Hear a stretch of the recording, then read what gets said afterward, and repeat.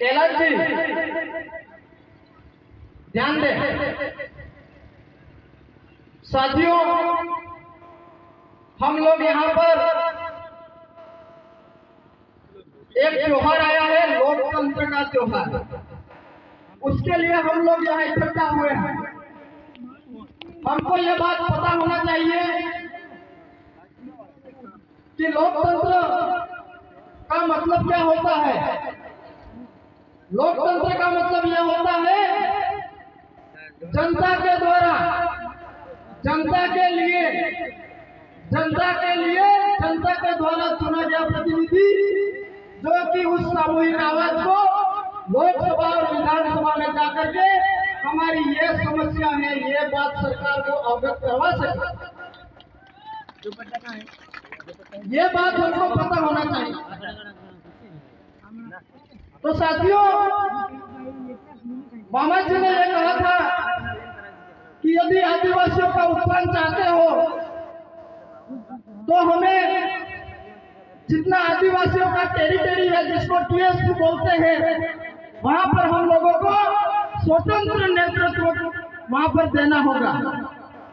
स्वतंत्र नेतृत्व का मतलब यह होता है कि वोट तो हम लोग दे ही रहे हैं, लेकिन हम ये भी तय करें कि हमारा नेता कौन होगा और किसको हमको भेजना, ये हम तय करें। तो ऐसा 70 सालों से नहीं हुआ। ऐसा 70 सालों से हुआ यदि हमारे समाज के चुने नेता, हमारा हनीवेश भाई, जिसका मर्डर हो जाता है, उसने क्या सरकार के सामने बात रखी? क्या उसने बात रखी? नहीं रखी।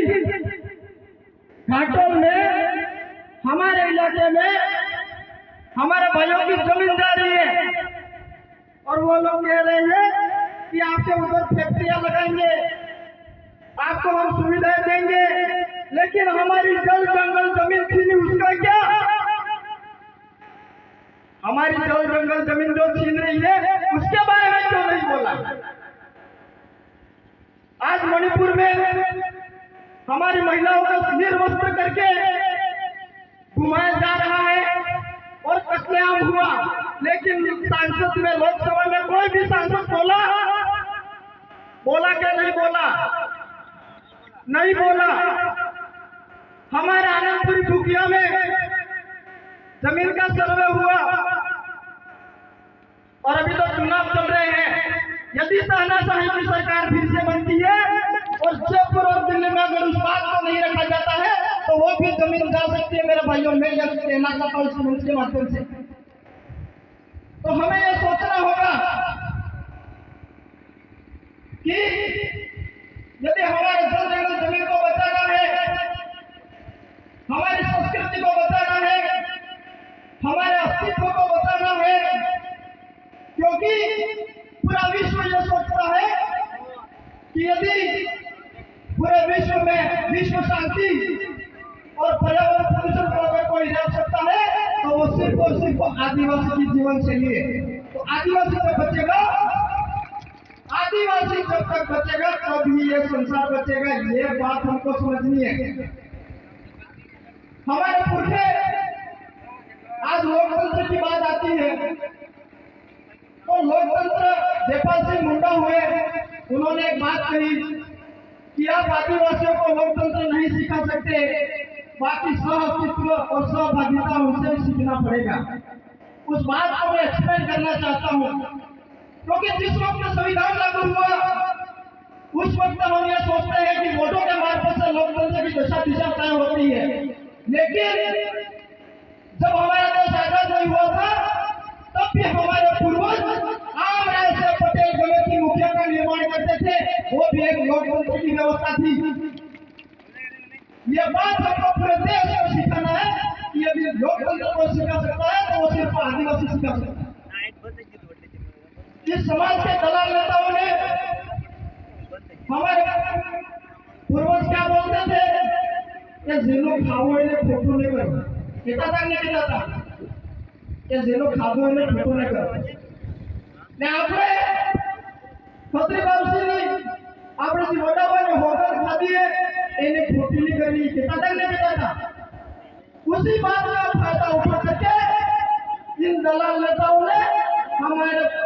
जिनके विचारों के साथ में कूटा है, घात किया है, उसका भी निपटारा हम लोगों को करना है। क्योंकि આપણે છોડી નહીં, આપણે સેવ ને દારૂ છોડી આપણે જે દિમાગમાંથી સોચવાની ક્ષમતા થી કે એને ખતમ કરવાનું કામ એને નેતાએ કર્યું છે। કમલ કોંગ્રેસને દલાલ નેતા આવું એને આપણે આ ઇલાકાથી સુસ્તી કરતી है सुस्ती। जिस व्यक्ति को हमारे आदिवासी समाज में एक मेंबर से लगा करके सरपंच बनाया, विधायक बनाया, सांसद बनाया, आपने बनाइयो के, और वो व्यक्ति हमारे छात्र छात्राओं का छात्रवृत्ति का पैसा, हमारे पानी का पैसा, हमारे नहर का पैसा, हमारे खेती बाड़ी की परियोजनाओं का पैसा एक साथ में डकार के बीजेपी में चला गया ईडी के डर कि अगर मैं नहीं जाऊंगा मेरे को जेल जाना पड़ेगा। पहले हमको यह लगता था कि कांग्रेस हमारी हितैषी है तो बीजेपी की बुराई करते थे। फिर हमारे सब हमको यह लगता था कि बीजेपी हमारी हितैषी है तो कांग्रेस की बुराई करते थे। लेकिन जब से हमारा समाज जागृत हुआ हमको पता लग गया कि कमल कांग्रेस दोनों ही चोर है, दोनों को उखाड़ के फेंकना है। ये बात हमारे दिल में आज पैदा होने लग गई। तो साथियों, इस मौके पर मैं यही कहना चाहता हूँ कि जितना भी हमारे जनप्रतिनिधि सिलेक्शन प्रणाली यानी कि आम राय से हमारे दो व्यक्ति, एक तो है जयपुर के लिए हमारे जय कृष्ण पटेल दादा और दूसरे हमारे सांसद प्रत्याशी राजकुमार जी रोज, उनको भारी मतलब से हमें जयपुर और दिल्ली की कुर्सी पे हमें भेजना है। ये प्रण लेके हमको यहाँ से जाना है।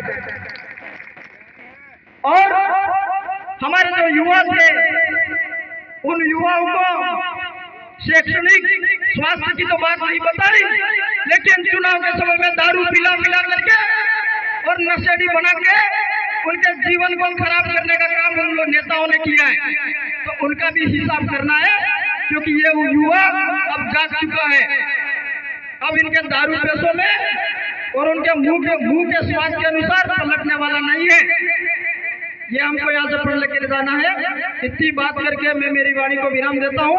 दो पंक्तियाँ बोलता हूँ। ना संघर्ष ना तकलीफ तो क्या मजा है जीने में, अच्छे अच्छे तूफान थम जाते हैं जब आग लग जाते हैं सीने में। धन्यवाद, आभार, जोहार। खूब धन्यवाद, आभार। दादा ने बहुत अच्छी बात बताई। भैया थोड़ा पीछे